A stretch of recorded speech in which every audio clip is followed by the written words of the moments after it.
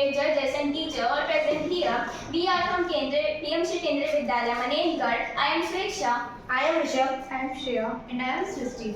We are now presenting our model which shows that how the solar panel energy is essential for our lives, and it come under the Inspire Award Samrit Bharat.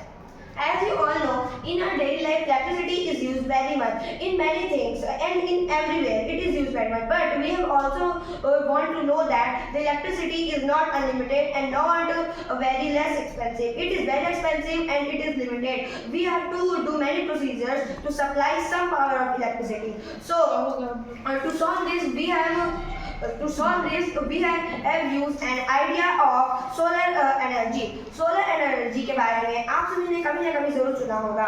Solar energy simplify वे में हम उसको ऐसे समझ सकते हैं कि हम sunlight को यूज करके उसको इलेक्ट्रिसिटी में कन्वर्ट करके अपने हाउसेस, अप्लायंसेस, ऑटोमोबाइल्स और भी बहुत जगह यूज कर सकते हैं. तो ये सोलर एनर्जी को यूज करने के लिए हमें बहुत ही कम चीज़ों की जरूरत है. हमें बेसिकली एक सोलर पैनल, एक इन्वर्टर, एक बैटरी और एक कनेक्टर चाहिए.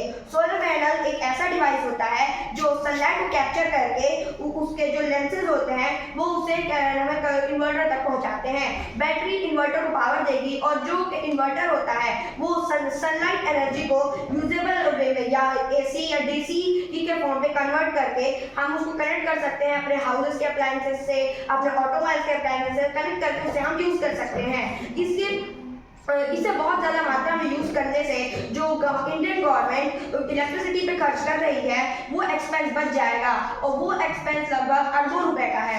और अगर इतने सारे पैसे हम बचा पाए तो इंडिया के लिए बहुत ही बेनिफिशियल हो जाएगा.